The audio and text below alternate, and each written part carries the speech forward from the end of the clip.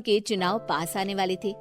पूरे कानपुर शहर में टिकट को लेकर मारामारी शुरू थी, लेकिन सबसे ज्यादा चर्चा में वार्ड नंबर 40 की सीट थी।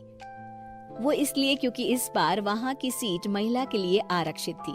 अब सवाल ये था कि चुनाव लड़ेगा कौन। इससे पहले ठाकुर साहब वहां से पार्षद थे और इस बार उन्होंने अपनी पत्नी सीमा ठाकुर को टिकट दिलवाई और ठाकुर साहब की शान के कारण सीमा जी ने 20,000 वोटों से चुनाव जीत लिया। अरे बधाई हो सीमा भाभी, अब तो आप वार्ड की पार्षद बन गई हैं। अब तो हमारे काम आप ही करवाएंगी। अरे ये तो सिर्फ नाम की पार्षद बनी है, वो तो महिला सीट आ गई, वरना पार्षद तो मुझे ही बनना था।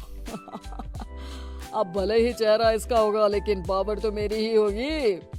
अरे वाह भाई साहब, क्या दिमाग लगाया है आपने भी। आइए आप लोग, खाना लगा दिया है सबके लिए। सीमा जी पार्षद बन चुकी थी, फिर भी उनकी एक ना चलती। सारे काम ठाकुर साहब खुद ही संभाल लेते और जहाँ जरूरत पड़ती वहाँ सीमा जी का अंगूठा लगवा लेते। सीमा जी ज्यादा पढ़ी लिखी भी नहीं थी।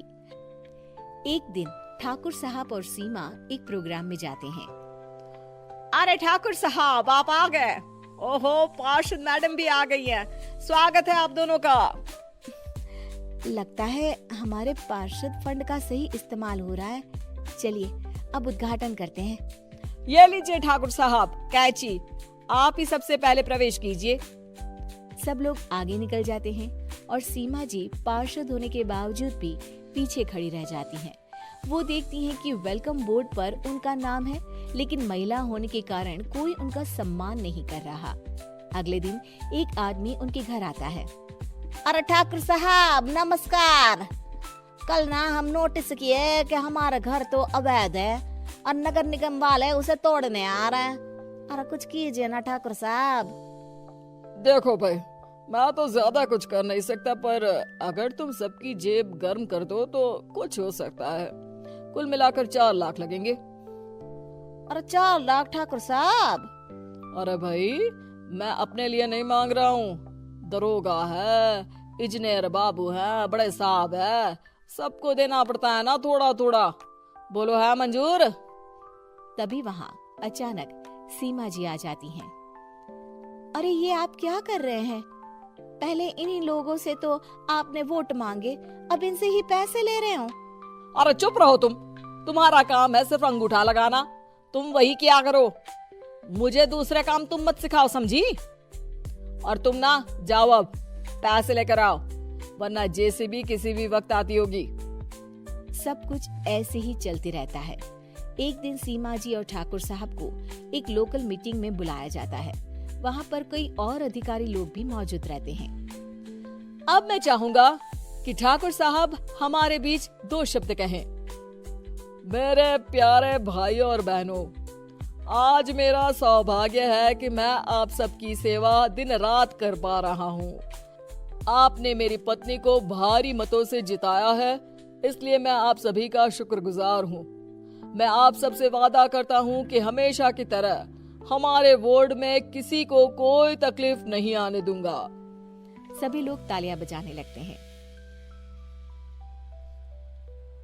अब मैं माननीय पार्षद मैडम को स्टेज पे बुलाना चाहूंगा। अपने नाम को बुलाया सुनकर सीमा जी एकदम चौंक जाती है। उन्हें बिल्कुल उम्मीद नहीं थी कि इतनी बड़ी जगह उन्हें मंच पर बुलाया जाएगा। जैसे तैसे वो मंच पर चढ़ती हैं। ऊपर जाते ही सीमा जी को सारी पुरानी बातें याद आ जाती हैं कि किस तरह उनके पति उन्हें कभी भी आगे बढ़ने नहीं देते और उनके नाम से गलत काम करते हैं। वो बोलने लगती हैं, मैं आपके वार्ड की पार्षद सीमा हूँ।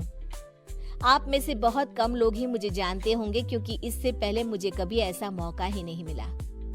सारे मौके मेरे पार्षद पति यानी आपके ठाकुर साहब ही लेते रहे, लेकिन आज ये मौका मुझे मिला है तो मैं इसे ऐसे ही नहीं जाने दूंगी।